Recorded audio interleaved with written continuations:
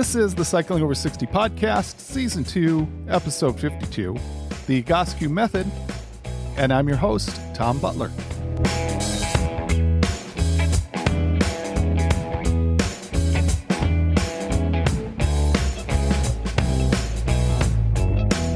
Welcome back to the podcast. This is where I share my journey to get and stay fit later in life. I share my personal journey here, and I also record conversations with the people helping me along that journey.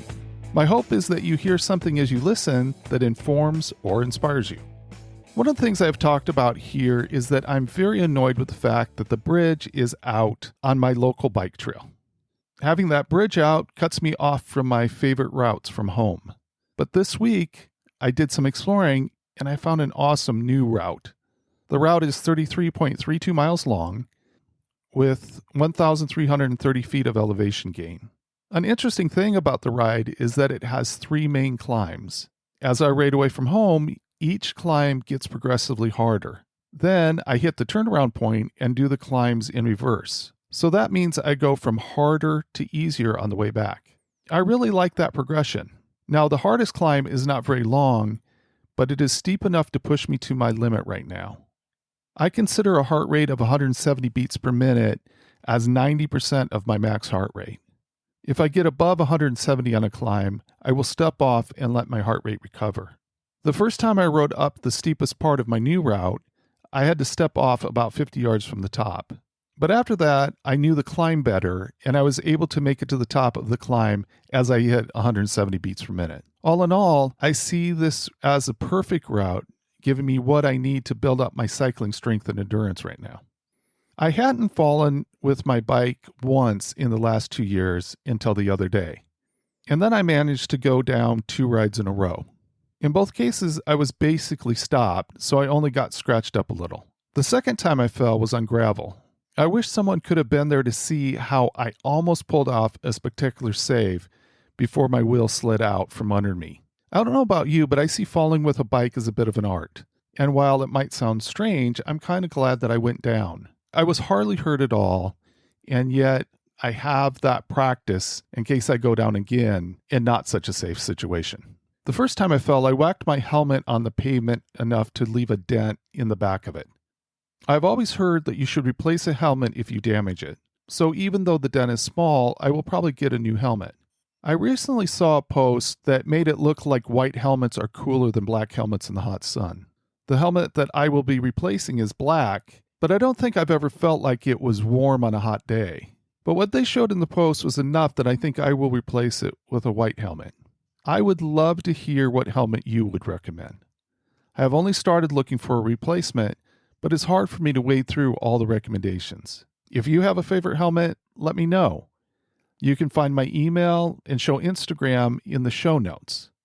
Plus, my favorite place for interaction is the Cycling Over 60 Strava Club.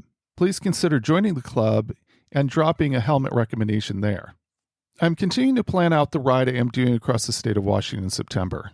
I changed my mind recently about lodging. We were thinking of renting a camper van, but as I looked at different models, I felt like the van wasn't going to be as convenient as I originally thought.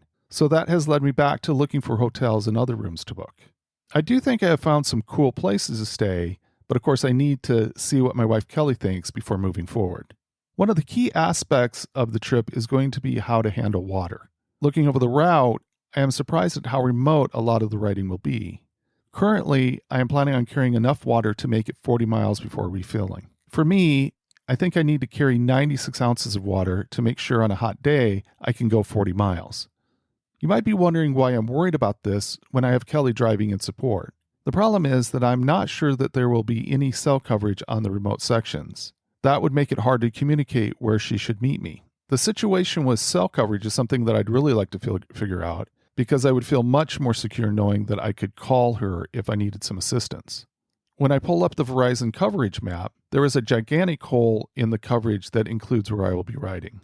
A somewhat unique threat to my ride that I have absolutely no control over is the risk of wildfire. In fact, State Route 20, which is the road I will be on for most of the ride, just reopened today after being closed for a while because of a fire. I actually know someone who had to cancel their bike trip on State Route 20 just the other day because the highway was closed. That would be extremely disappointing. I will just have to hope that we get some significant rain before the second week of September.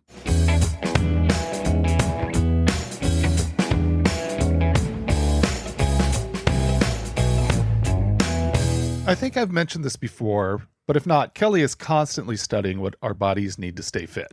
A few years ago, she started talking about Egoscue. She feels like it really helped her with some chronic joint pain. I mentioned a couple weeks ago that once again I got pushed by a health professional to work on my flexibility. I decided this week to have a conversation about Egoscue, and Zachary Vehrs from Egoscue Seattle agreed to answer some questions. Here is our discussion. I'm excited to introduce listeners to my guest today. Thank you, Zachary Vehrs, for joining me. Thanks, Tom. Thanks for having me. Zach, you are the owner and director of Egoscue of Seattle. I think a lot of people haven't heard of Egoscue. My wife, Kelly, has been an advocate in our home for the Egoscue method for a while, and I wanted listeners to know about it. Awesome. Yeah. Well, I'm happy to share what I know here. I've just a little bit of background. I've been doing this in Seattle for about 8 years now. I own my own practice here. Before that, I was working as an Egoscue therapist in Portland. They had a clinic down there. That's kind of where I got my start. But before that, so how I got introduced to this, I studied exercise science in college. I was a personal trainer trying to figure out what I wanted to do with when I grew up. Was always kind of into like functional fitness, this idea of using movements and exercises to improve, how our bodies function and how we feel, not just, how we look and strength, but our functions. So one of my professors introduced me to this method, the Egoscue method, which is basically the foundation of this method is all on posture. So the idea is that, if you have chronic pain, or limitations, that it's, for the most part, barring some kind of, birth defect, or if you've been hit by a truck or something, that most of our chronic aches and pains are due to our bodies being out of balance, meaning our posture is compromised. Our muscles are not doing what they're supposed to. The joints aren't moving the way they're supposed to. And so we develop these less than ideal patterns, and those can eventually lead to injuries or just chronic pain. And we view pain as simply your body's way of talking to you. So it's a way for our body to tell us, hey, pay attention, something's not working the way it's supposed to. It doesn't necessarily mean you're broken or that it's beyond repair. It just means it's like a warning light, check engine light on your car. That's how I think of it. So anyway, I really liked this idea and thought as a trainer, like, oh, I could do this. This would be a great way for me to help service to provide for my clients. But of course, this is for old people though, right? Like I don't need this. I'm a invincible 20-something-year-old, right? Well, it turns out I played a lot of racquetball in college and grad school, and I started having my own back and shoulder problems. And I thought, well, maybe I should give this Egoscue a shot. And so my professor, he gave a little assessment on me, looked at my posture, and I was really clear as soon as I saw my photos how, my head was forward, my torso was completely stuck in a rotated position. So my spine was twisted, among other things. And so then it just made sense. Like it wasn't the racquetball's fault that I hurt. I was bringing a body to the court that was, out of alignment and just kind of prone for injury, right? And that's kind of the approach we take with Egoscue, whether it's racquetball or, cycling in this case, or really any activity. Our bodies are designed to do that stuff. It's just we have to make sure we're bringing a balanced body to the activity if we want to be able to, do those things and enjoy them without pain. So I started doing the exercises, and as you can imagine, felt better, got me back on my feet playing racquetball without any issues after that. And that's kind of what got me started. And so I became certified and wanted to help other people achieve the same thing. So here I am 10 plus years later. Well, there is a key figure, Pete Egoscue. I'm wondering if you could talk a little bit about who he is. Yeah, so Pete, that's where the name of the method comes from. He was a Marine in the Vietnam War and came back, and basically he was injured and had this lingering pain even after things healed up, that nobody could really help him with. He got kind of frustrated with that. The medical system wasn't able to offer him much other than drugs, right? And so basically just out of pure frustration and curiosity too, I think he picked up an anatomy book and started just, trying to figure things out on himself. And the first thing he saw, you look at any anatomy book, you see a picture of our skeletal system and muscular system, and you see how things are balanced. We have the same thing on the right and left sides. We're meant to stand upright with their joints stacked above each other properly. And then he looked at that picture and realized, hey, I don't look like that, right? So maybe that got the wheels turning, I think, and basically just through his own experimentation was able to help himself get out of pain. And so he was his own first patient, basically, was able to then just start helping his other people he knew, and eventually became a business in the early 80s. But yeah, no real professional medical training per se. It was all kind of self-taught, and some stuff borrowed from yoga, from other, his military training, physical education. And so then it's just grown from there. He started in San Diego. That's where the main clinic was for many years. And then now there's over 20 franchise locations across the country. Yeah, there's several books. Most of our clients have heard of or read the books. Pain Free is kind of the most popular one. It's sold over 1 million copies today, I think.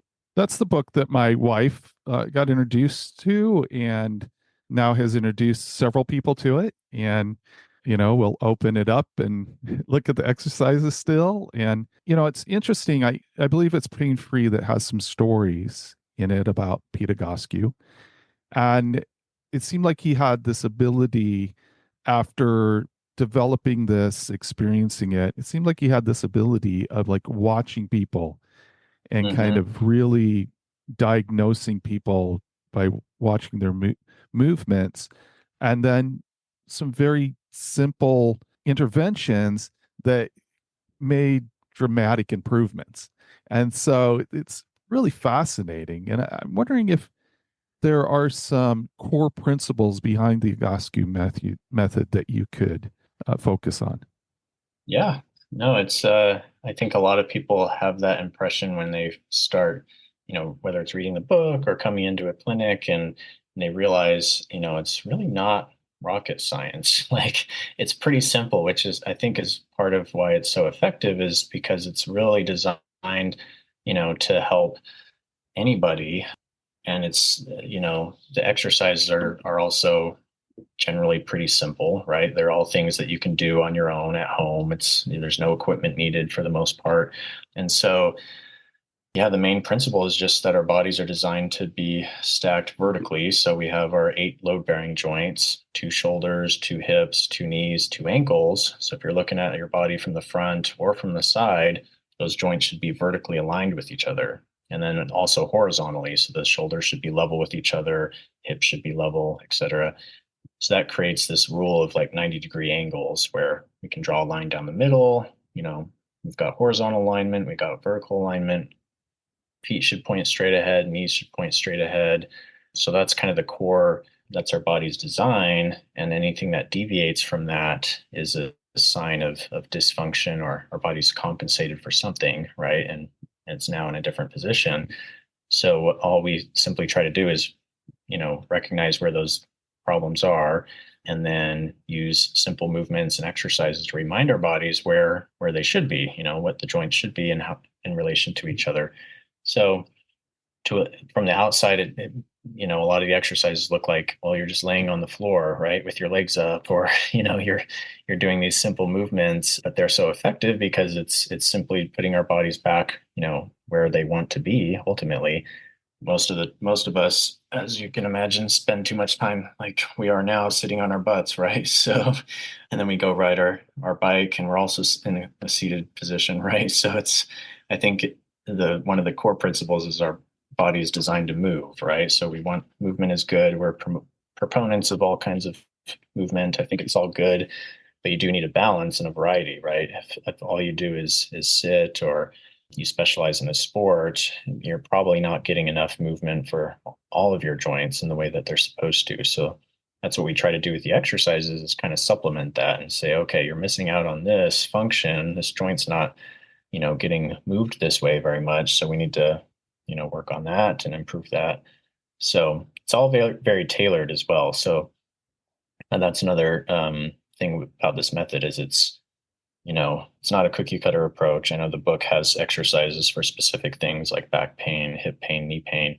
When we work with clients one-on-one, we're able to get really specific to their bodies and give them exercises specific to their posture, we're not just treating symptoms. We can do that when we see what's going on in your actual body. You talked about help the body remember its natural alignment. It sounds to me like what you're saying is that the lives we live now, that there's an element of programming misalignment into our bodies. Is that a fair thing to say, or is that too much? No, I think that's fair. Our bodies are designed to adapt. We call it compensating, but basically, it helps us survive, right? So we can adapt to sitting, in front of a computer all day. Now, is that healthy for us in the long run? Not really. But our bodies they're always adapting, right? Every day your body's going to be a little different. So for better or for worse, right?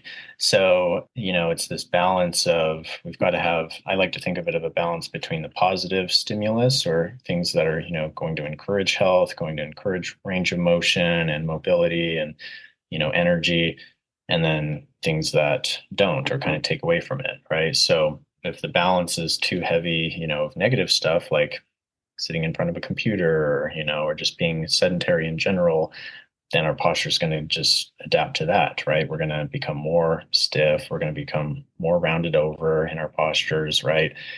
So we've got to balance it out with something positive, to correct that, right? And our bodies, regardless of our age, people ask like, oh, is there, my grandpa is 95 years old. Is it too late for him? I would say no. Work with people, children, all the way up to people in their 90s, and as long as you've got muscles still that you can use, then body's going to adapt to how you use them. How would you differentiate the Egoscue method with traditional physical therapy approaches? Yeah, I would say, first of all, there's a lot of similarities in the sense that we're using typically, movements, exercises, stretches, to correct things.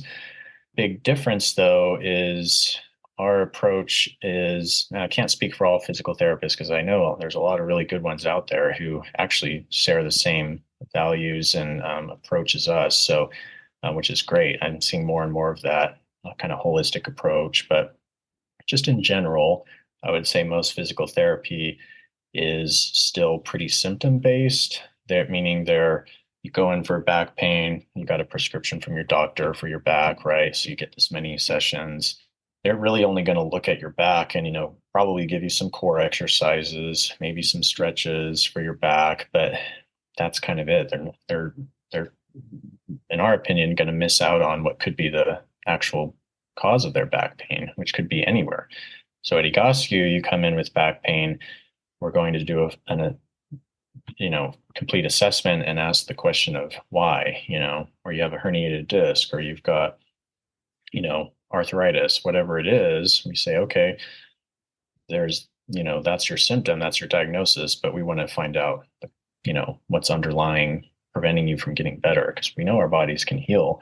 We know we can live without pain.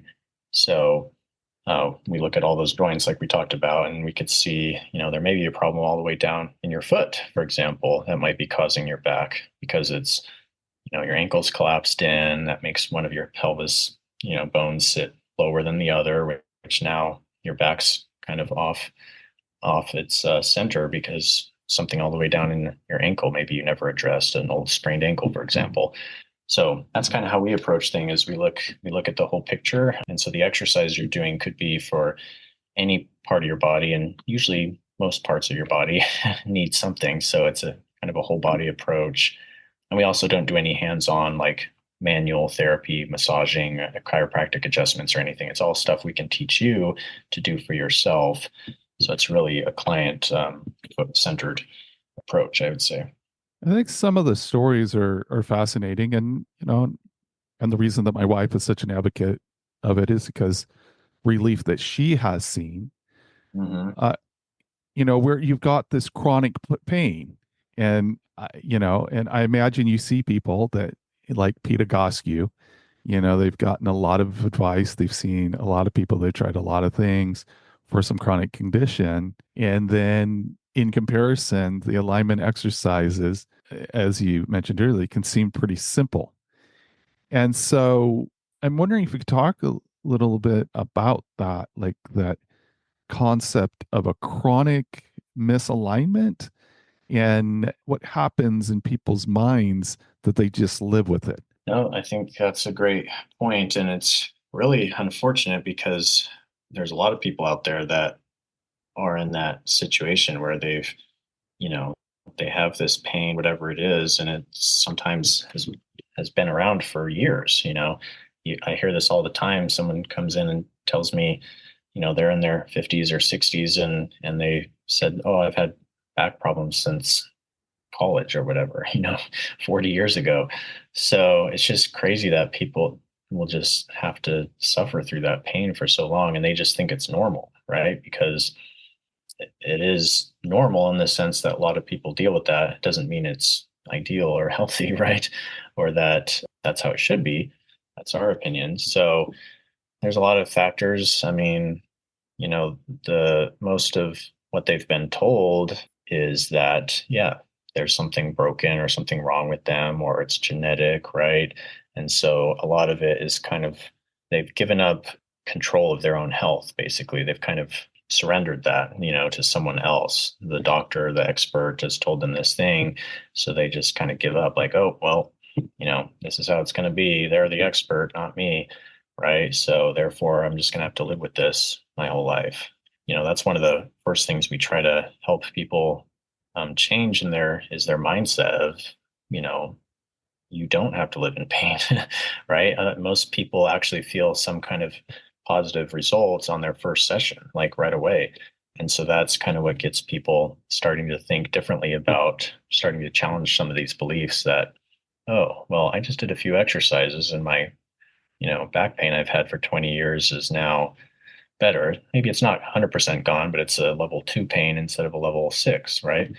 I still have the arthritis. I still have the herniated disc. So why do I feel better, right? Maybe there's a different reason I'm hurting, right? That's what we try to get people to understand is you can change something regardless of your condition. And so, yeah, it's a definitely a mind shift because they've been conditioned to think that, as you get older, you're just going to deal with pain, right? That's just how it goes, right? But yeah, it doesn't have to be that way. Is there an ideal candidate for the Egoscue method? I'd say anybody who wants to live without limitations, whether it's pain or most people come to us because of pain, but not everybody. And even once you get rid of the pain, that's just the first step, right? So now, oh, great, the back doesn't hurt. Then it opens up all these possibilities. Like, you know, maybe you've given up skiing or you've given up running or something because it hurt your knees, for example. And now the knees don't hurt anymore. So maybe I can try that activity again, right? So that's really anybody who feels like they're limited, but they don't want to be, and they're willing to put in the effort to change that. It's because it is a lifestyle change. It's not a quick pill that you can just take. It does take effort and time. Not a lot, honestly, but it is a lifestyle change. We expect people to, do their exercises regularly, hopefully every day. And so you have to be willing to do that. But I'd say anybody who's willing to do that and is open to, making some changes and believes that they can get better, it can. There's very few conditions I've seen where we haven't been able to offer help as long as people are, doing their exercises and, you know, being consistent with their appointments and stuff, then I think there's a lot of possibilities. So, yeah, our average client is, probably in their 50s, active, has some kind of lingering chronic pain that hasn't been solved by other traditional methods and is looking for kind of a holistic natural approach. Maybe they want to avoid surgery. Maybe they've already had surgery and they still have this issue. So unfortunately, a lot of times we're people's last resort. We're trying to change that so that it becomes more mainstream that they try this first. But unfortunately, a lot of people come to us after they've already been through all the, you know, physical therapists and chiropractic and prescription pain medications. Yeah, and I think that there is a element of a mindset here, Yeah. where it's not a situation where it's a traditional disease model that you're functioning out of. Yeah. It's a situation of really everybody needs to be in alignment. As life programs us in misalignment ways, then we need to have those strategies of how, as you said earlier, remember that alignment, get the body to remember where the optimal functioning is. And so, it's a really different mindset, which I think is the mindset that we need for the future of optimal health, is that mindset of doing the things, not waiting for symptoms, not waiting for a breakdown, but doing things that we know that are preventative and that support optimal functioning. Yeah. No, that's right. And I think a lot of people, I think, well, you could argue, I guess everybody probably intuitively knows what they should be doing and knows that their posture is bad, and they just, again, they've been told all these other things so that they kind of forget, or they don't trust their own, intuition that, this is something they need to do. It's crazy how many people actually, when you may be familiar with the static back exercise where you're laying on the floor, just flat on your back with your knees bent. So your legs are up at kind of a 90-degree angle with your legs up on a chair or a couch, maybe. So that's a common exercise we do. And you'd be surprised how many times, first appointment or whenever I first give that exercise to someone, that they'll tell me, oh yeah, I do this whenever my back hurts because it feels good. Like no one's ever told them to do that. That's just like a natural instinct to get on the floor and put your legs up. So I think a lot of people intuitively, know some of this stuff and recognize that it feels good to do these things, but it's just a matter of recognizing it and then, being consistent with it, I guess. But I'm thinking that there must be some times where there's some damage or something, a break or something that's torn, that something needs to heal before they're going to get the most out of the exercises. How would you talk about that aspect? oh yeah, for sure. I mean, we don't claim to, take away from or replace all the great medical practitioners, whether it's a surgeon or physical therapist. I think if you have an injury, an acute injury, we definitely, we want you to take care of that however you need to and get the healing done. A lot of times, Egoscue can help supplement, while you are recovering from an accident or surgery or something. I still, there a lot of times you can do both, right? So I work with people all the time who do that. They have their, physical therapy exercises, or they have, they see a chiropractor, for example. Egoscue just helps, I think, make their job easier, right? So if we can do some things to help get our bodies into a better position, I think it's going to help you heal quicker, same with surgeries. So we're not necessarily anti-surgery. I mean, we don't think you should have surgery if you don't absolutely need it, right? But ultimately, that's the client's decision. So I've worked with people, before surgeries or afterwards, or maybe they've are trying to prevent having to have like a knee replacement or a hip replacement, for example, back surgery. So whether they have the surgery or not, though, the alignment's going to be the same, or it's going to change after the surgery, actually. But, so we still want to, wherever you are along that timeline, you still want to make sure that you're having the best possible posture so that you can get the most out of those treatments, and then also hopefully prevent stuff down the road, because you hear this a lot where someone gets multiple back surgeries, right?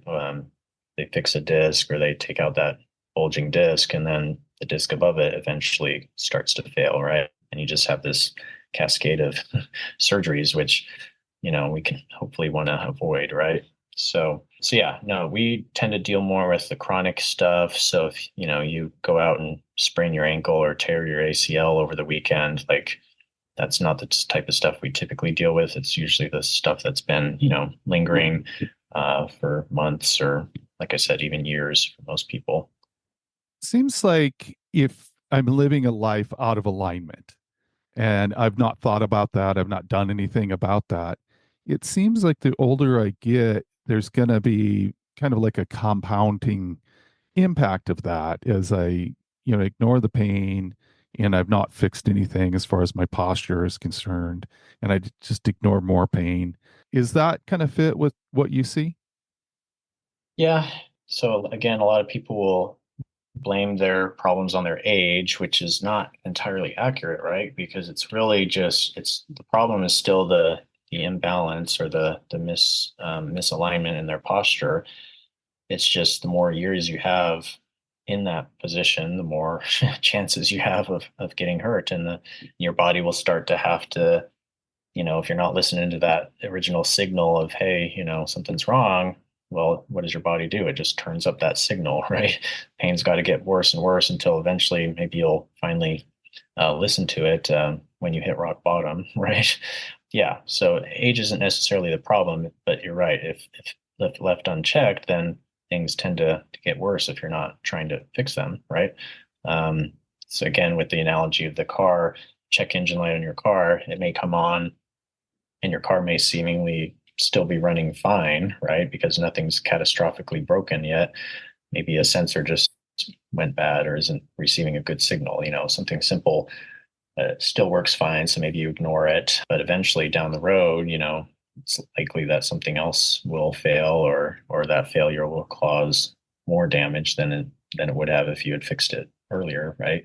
So I think it's the same with our bodies, right? We want to listen to those signals as soon as we can, but it's never really too late. So, like I said, I've worked with people of all ages and all kinds of different diagnoses, and I think you can always make improvement. The sooner you start, the better, as with most things. Can you talk about what a typical Egoscue session would look like? Yeah, so it's all one-on-one. So we typically sit down with people and chat about their health history, what their problems are, what their goals are, what they're looking to achieve. And then we go through an assessment of their posture. So we take photos so that the client can see exactly what's going on, put them in our software, which allows us to, identify where each of those joints are in relation to each other. So you can see really clearly, oh, one shoulder's higher than the other, or my body's twisting, or this foot doesn't point the same direction as the other foot. All these things we can see in the photos. And then we also look at how you move. So we look at walking gait. Typically, you might do a few other simple movements like bending over to touch your toes or balancing on one foot, that kind of stuff, just to kind of confirm where we think problems are. And so that's really the first step, is the assessment and also the education aspect of, helping the person understand exactly what's going on. Because up until this point, they may have been to several professionals who give them different, diagnoses and things, but never really told them the why, right? So that's our goal on day one, is to help people understand why they have this pain and then show them what they can do about it. So then after we do the assessment based on the posture that they have and the limitations we find, then the exercises are tailored specifically to those, misalignments or weaknesses that we find. So then we'll take them through the exercises, show them how to do it. The form is really important. So we're meticulous about, having good form, and if we want to get the most out of it. And then the client goes home with we call it a menu. It's a series of exercises that they do. Our app allows them to log in and see all the instructions. There's videos and pictures to help them, do the exercises successfully at home. And so they then go home and do their exercises. typically takes, 20 to 30 minutes a day. Some people do more, some people do less, but that's pretty average. It just kind of depends on what you need, of course. But so the appointments are typically an hour long, one-on-one, and we meet with people generally once a week in the beginning, sometimes twice a week, but eventually get to a point where you've made a lot of initial improvement. Pain is now better, your posture is better. Our focus starts to shift more towards strengthening and then just kind of maintaining once you get to that point where your limitations are no longer an issue. We don't need to meet as often, so we kind of taper it off and meet maybe once a month or something. The idea is to create independence, not dependence on us. We want to teach people the things they need to do to take care of themselves ultimately. As you're talking about it, there's something that comes to my mind, and that's the bike fitting that I did. In the past, I never thought that a bike fitting would be something that I need to do. I thought that's probably something that professional cyclists do. And then I ended up having a bike fitting done. And now I'm like, wow, that was a really valuable investment for me to make. My handlebars were moved out so that there was better alignment with my shoulders. There were spacers put in my pedals so that my feet were moved out. There was an element of alignment going on as far as, sitting on the bike. And so it seems like cyclists can kind of relate a bit to those concepts of alignment just from that thought about being in repetitive motion on a bike and then being out of alignment and what that can do. Yeah. No, that's exactly right. Not much of a cyclist myself. I used to, I would cycle to work back when I lived in Portland. I really enjoyed that. I would ride my bike as a child and things, but I haven't so much since living in Seattle. Actually, my bike got stolen the first, I think it was the first month I lived here. My bike was stolen. I was like, oh, Oh, unfortunate. So, that's terrible. I mean, it was a cheap bike at least. So, but Okay. hopefully they needed it more than me.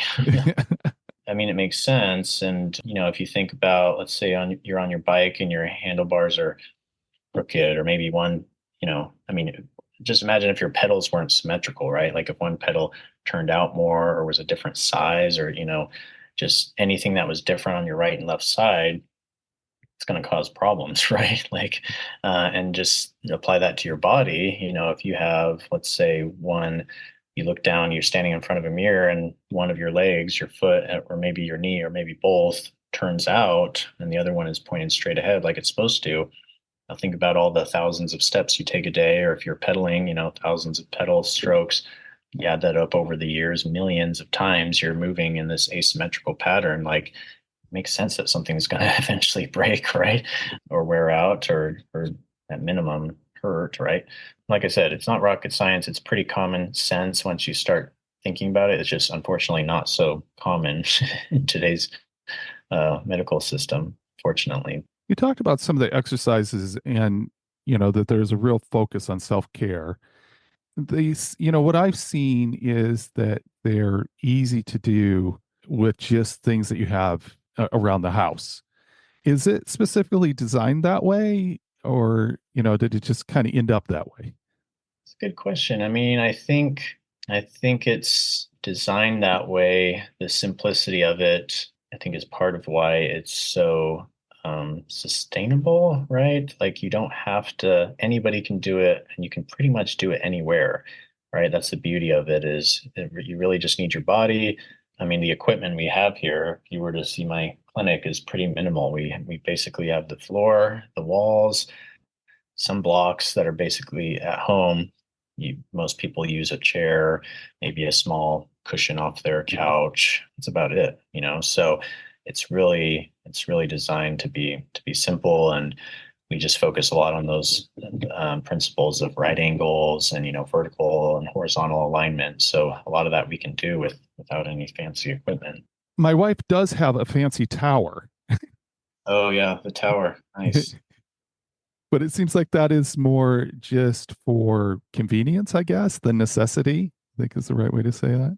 Yeah, yeah, the tower, for the listeners, it's a device where you basically, typically how you use it is you're laying on the floor, can strap one or both, actually, both feet into this like foot pedal, and then it's attached to this wooden tower. It's about what, 24 inches high, I think. So you can basically lay on your back and elevate one of or both of your legs into the tower. But then there's different levels to it, so notches on this tower, so you can kind of lower your leg closer to the ground. And we usually use it to help. Primarily, it's good for releasing like tightness in your hip flexors. The psoas, is kind of a common way to use that. So good if you've got really tight hips, and good for your back too. You're laying on the floor on your back, so it helps to release and change your spine and hip position basically. But the tower didn't come along until years after Pete, came up with that stretch. I think originally you were just laying on the floor with one leg up on a chair and the other leg straight, either on the ground or elevated on another chair with your knee extended. So yeah, there's ways of doing it without that, but the tower definitely makes it easier. As you're talking about it, and this is not my first exposure to it, but maybe some people it is. You're not talking about anything strange or radical or anything, but I'm wondering if, as you're out in the world, you know, people ask you what you do, things like that. Do you face some skepticism about the method? Oh, yeah, definitely. I mean, I would say, a lot of people are just naturally skeptical, right, for anything that they're not familiar with. So that's normal. But most people, I would say, once they try it, I think a lot of that skepticism goes away because they see and feel how effective it is, right? So sometimes it's as simple as, well, you got to just try it ultimately if you want to see that the proof is in the pudding, right? But you do run into that where you start to tell people about what you do, and for most people, they like agree that oh, it makes sense, right? Common sense. Your body should be lined up a certain way, and all this stuff. But you do get some pushback from people who are a little more. They want to see, we call them fact finders, where it's like, well, what's the has there been research on this, and how come insurance doesn't pay for it if it's legit, right? Like, how come my doctor doesn't do this, right? So there's a lot of that where they're used to the Western medical system being kind of the authority, right? And so if it doesn't fall under that, then it must not be true, right? So everybody's got to be willing to, I think, be curious about it and try it out if they want to really be a good judge of it, because that's ultimately what matters. Is if it works, it works. If it doesn't, it doesn't. But so something I was thinking, if you wanted me to kind of take you through just a sample exercise, something that we can do here. I know your listeners can't see, but this is something that we can just describe and that I think anybody could try as just something to kind of feel the kind of thing that we do. Would you I be love up it. for that? Yeah. So maybe I'll have you do this with me here. Okay. We describe what we're doing. So we're just going to stand up. I don't know if I'll make it here because you've got their mic there. Oh, it moves. Perfect. You're Okay. not going to be able to see me, but that's okay. So you're going to stand up, preferably do this barefoot. If you have shoes on right now, that's fine. But the first thing you're going to do, if you look down at your feet, most of us, our feet don't point exactly straight like they're supposed to. So we're actually going to kind of overcorrect and go pigeon-toed. So I want you to touch your big toes together in the middle, and your heels are now spread out. So your feet are kind of maybe pointing in like a 45 degrees at each other. Okay. Got it. Now, then I want you to tighten up your quads. So lock your knees. So no bend in the knees. So tighten up your quads, keep your knees locked. Okay. So just doing that, and a lot of your listeners might feel a little uncomfortable, like it's maybe some tightness in their hips, especially if they're cycling a lot. This is going to challenge some of their joints, but shouldn't be painful, but it's okay if it feels a little stiff. So now take your hands and just interlace your fingers and kind of cup the back of your head. So just put your hands behind your head, fingers interlaced all the way together, and then pull your elbows back. So try to pull your elbows back and look straight ahead. And we're just going to hold this. So there's no movement. We're just going to keep focusing on tightening up our quads, keeping our elbows pulled back. Okay. And Tom, maybe you can describe what you're feeling so far as you're doing this. Well, I am feeling tightness in between my shoulders am feeling quite a bit of tightness in my mid back, but I'm not feeling it too much in my hips. Hmm. I really not much in my hips at all, but mostly kind of my upper back in between my shoulder blades, and then uh, kind of mid back. Perfect. Yeah. Well, yeah, everybody's going to feel it maybe a little bit differently, but this exercise it kind of addresses two of the main areas that most people have issues, especially cyclists, right? Where we're stuck in flexion, where we're bent forward, our shoulders are rounded, our upper back is typically rounded forward, and we're also in a seated position. So our hips are kind of in a closed or flexed position. So that position we just did is the opposite, right? Your hips are now extended, your legs are straight, and then the hands behind their head gets your upper back to straighten out. So it kind of takes you out of that rounded forward, that kyphosis, and gives you a little more extension in your upper back, pulls your shoulders back. It helps actually get your head back in alignment with your shoulders. You're feeling it probably where your weak spot is, which is that mid to upper back, right? So Yeah, and again, I think what you're saying. Just another example of something that just makes total sense because I've talked about this with other people on the show. And, I'm forward, I'm typing, my chest is kind of in, and I get on the bike and my chest is still in, and I'm bent over more, and it's that closed motion. So that's the kind of thing that I think is important for me. And I think a lot of cyclists. yeah, no, I would encourage your listeners to do that exercise and hold it for a minute. I mean, you could hold it for longer if you want, but a minute should be plenty. You can do that before you get on the bike, after you get off the bike, maybe, take little breaks throughout your day if you're working on a computer. That's just something that's real simple. It doesn't require any equipment. You just standing there, and that'll give you an instant positive impact on your posture. So see how you feel before and then how you feel immediately afterwards. And I can guarantee you most people are going to feel a little bit better just from doing that. I was touching my toes and flexing my quads. If I was feeling a lot of tightness, do you back off? Do you have your toes not touching? Do you?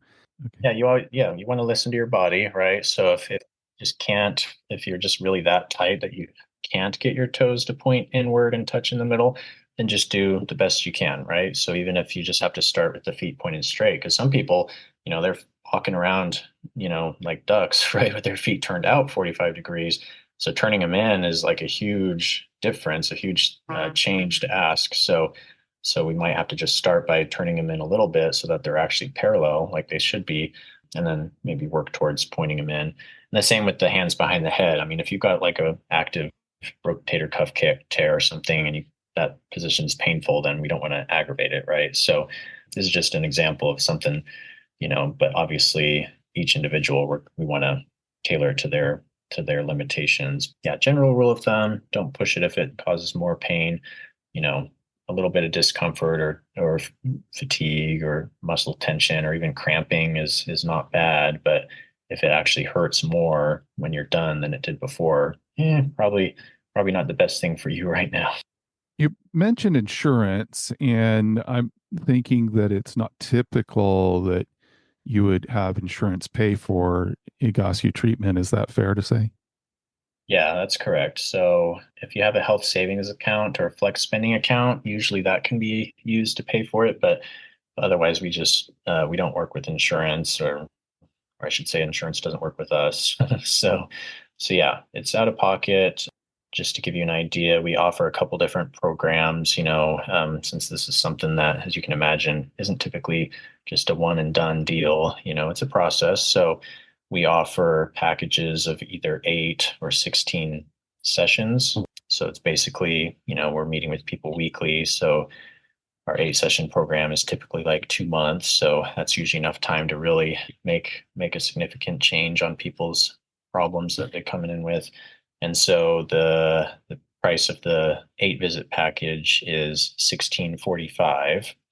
And then there's also a 16 session package. If we decide you need more than that, it's $27.45. So if you do the math, it's a bit cheaper per session with the larger package, but that's for new clients. And then if you need more beyond that, as an existing client, the prices do go down a bit as you get into more of that we call thrive, where you're, continuing to maintain the progress, but maybe meeting less often. The prices go down a bit after that. It sounds like you're part of a network of Egoscue practitioners across the US. Is that right?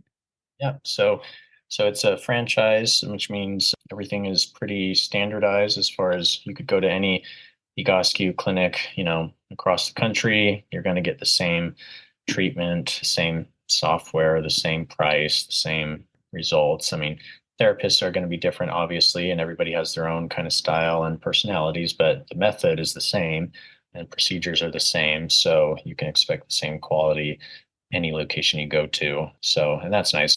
So some people travel, or maybe they, spend summers and winters in different homes. And so they may go to different clinics for their treatment. And if you do have a program with us, it's transferable between those locations. So you can, or if you move, for example, and you still have sessions left to use, they transfer to other Egoscue franchise locations. People can go to egoscue.com. Is that a place Yep. to start? Yeah, And that's the best place. It's egoscue.com. Yep. and I'll put a link to that in the show notes. Anything else that you can think that people should be aware of or you'd like people to know about, consider when they're thinking about Egoscue method? If this is resonating with you, and you feel like you've got this lingering issue that maybe you've been dealing with for a long time or even a short time, maybe it's a new injury or something that's preventing you from doing the thing you love to do, I would just encourage you to give it a try. Just believe in your body's ability to get better, and that if you put in the effort and with a little extra guidance from us, we can work together, as a team to help you figure out what you need to do to get better. And seen a lot of success for people that have been told otherwise. So never give up hope. I love that part of the story where someone, would come in and if they're dealing with something for a long time. And, I would think there'd be a lot of people, and I kind of put myself in this category too. I have to be really transparent. It's like, it just seems too easy, right? It just seems like it's such a basic thing, get in alignment. And so to have someone try something that is relatively easy, something they can do at home, something they can learn and then keep up with. And, Yeah. every day that they're doing it kind of builds their body's remembrance of, how to stay in alignment. And it's got to be wonderful times. Yeah. No, it really is. I'm really glad I get to do this, and I find it a privilege to be able to help people like that. And that's what brings me a lot of satisfaction and joy in what I do, is just seeing people, have that moment of like, oh, I can do this thing now. I can play with my grandkids again, or I got back on the bike that I haven't been able to for years, and basically living their lives the way that they want to again. It's really fulfilling. So it's my privilege. I don't take credit very often for that, because ultimately they're doing all the hard work each day. I'm just giving them some exercises to do. Zach, thank you so much for taking the time to come on and share with us. And again, I'd encourage anybody to just go to egoscue.com, and there's a place there that you can click on to try Egoscue and to go through that process and connect with someone like Zach. So thanks, Zach, for coming on. All right. Thank you. It was great. Talk to you later.